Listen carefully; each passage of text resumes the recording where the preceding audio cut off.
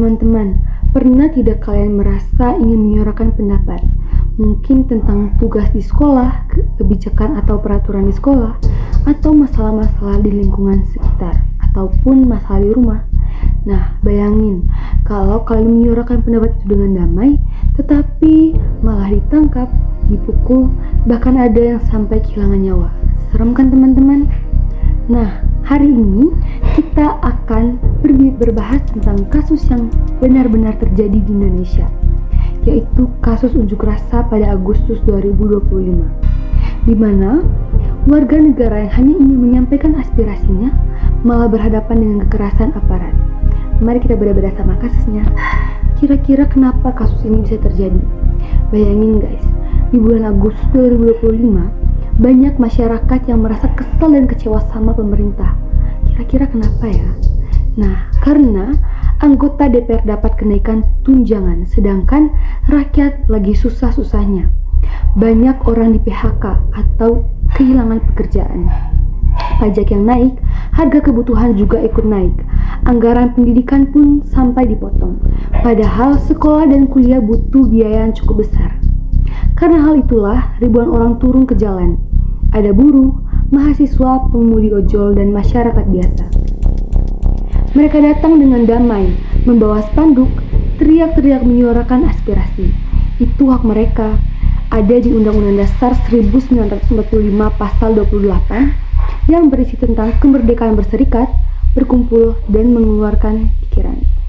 Tapi yang terjadi kemudian justru pihak-pihak yang terlibat di dalam kasus ini antara lain warga sipil, aparat keamanan, pemerintah, lembaga pemantau, hingga korban. Korbannya adalah Afan Kurniawan, ojol yang berusia 21 tahun. Dari kasus ini kira-kira bentuk pelanggaran hak apa saja yang dilanggar? Yang pertama, hak untuk hidup. Ada 10 orang meninggal dunia selama aksi 25 sampai 31 Agustus 2025. Yang kedua, hak menyampaikan pendapat. Aparat membubarkan paksa demonstran yang damai, padahal mereka cuma teriak-teriak dan tidak merusak apapun. Yang ketiga, hak bebas dari penangkapan. LBH mencatat 3.337 orang ditangkap di 20 kota, termasuk pelajar di bawah umur. Bahkan ada yang ditangkap cuma karena lihat-lihat dari pinggir jalan. Yang keempat, hak atas bantuan hukum. Orang yang ditangkap tidak boleh didampingi pengacara. Pengacara dari LBH dihalang-halangi, bahkan ada yang sampai dianiaya. Ada hak bebas dari penghilangan paksa. Hingga 17 September 2025, masih ada 3 orang yang hilang. Keluarga yang tidak tahu mereka di mana. Adapun hak dan kewajiban yang diinginkan, hak warga yang diabaikan, kewajiban negara yang dilupakan, hak menyampaikan pendapat pada pasal 28 Undang-Undang 45, hak untuk hidup bebas dari penyiksaan, negara harus hormati hak warga, hak berkumpul dengan damai, aparat harus humanis bukan brutal. Negara lupa kalau warga negara itu punya hak. Negara cuma ingat kewajiban warga untuk patuh, tapi lupa kewajibannya sendiri untuk melindungi rakyatnya. Kenapa bisa pelanggaran terjadi? Penyebabnya antara lain, pertama, perintah tembak dari atasan. Presiden Prabowo instruksikan penindakan tegas. Kapolri perintahkan tembak massa yang masuk ke kantor polisi. Aduh, ini bukan film lagi guys, ini nyata. Yang kedua, TNI ikut turun tangan. Tentara dilibatkan dalam pengamanan. Padahal urusan keamanan dalam negeri itu tugas polisi.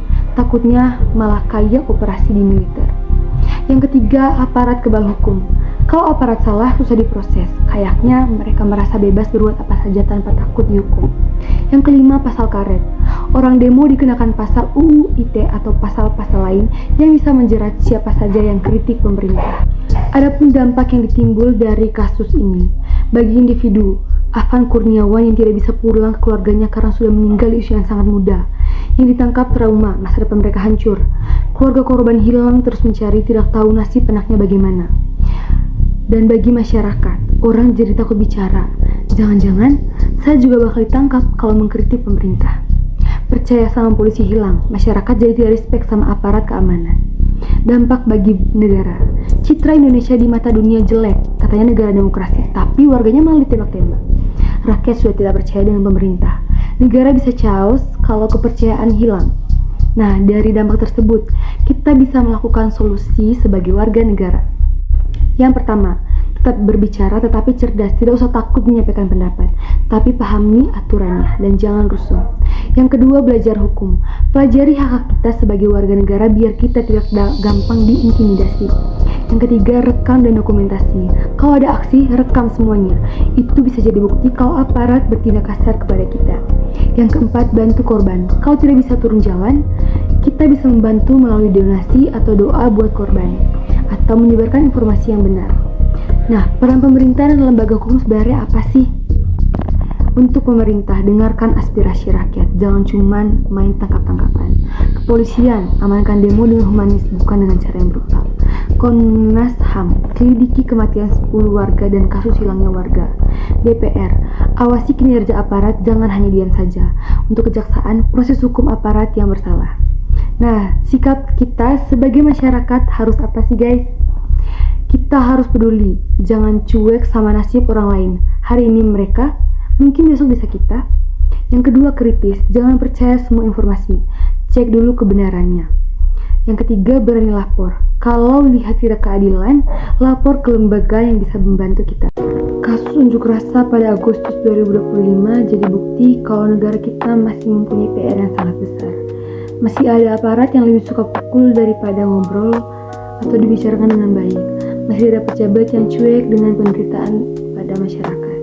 Contohnya pada Afan Kurniawan, pemuda 21 tahun yang seharusnya masa depannya masih panjang, harus kehilangan nyawa karena ikut menyuarakan pendapat. 3 orang lainnya yang sampai sekarang belum pulang ke rumah. Ini bukan cerita fiksi atau ini buat-buat, ini nyata di Indonesia. Dan ini merupakan tanggung jawab bagi kita semua. Nah, pesan moral dari saya sendiri, jangan diam ketika kalian melihat ketidakadilan, suarakan pendapat kalian. Karena semuanya bermula dari kita. Kita sebagai satu negara harus saling membantu untuk menuju Indonesia yang maju. Nah, bagaimana teman-teman setelah kalian mendengar kasus ini? Ada rasa sedih, marah, kecewa, ya kan? Itu wajar, tetapi jangan cuma diam. Kalian harus lebih berpikir kritis ke depannya agar tidak ada kesalahan pahaman lagi setelah ini. Terima kasih.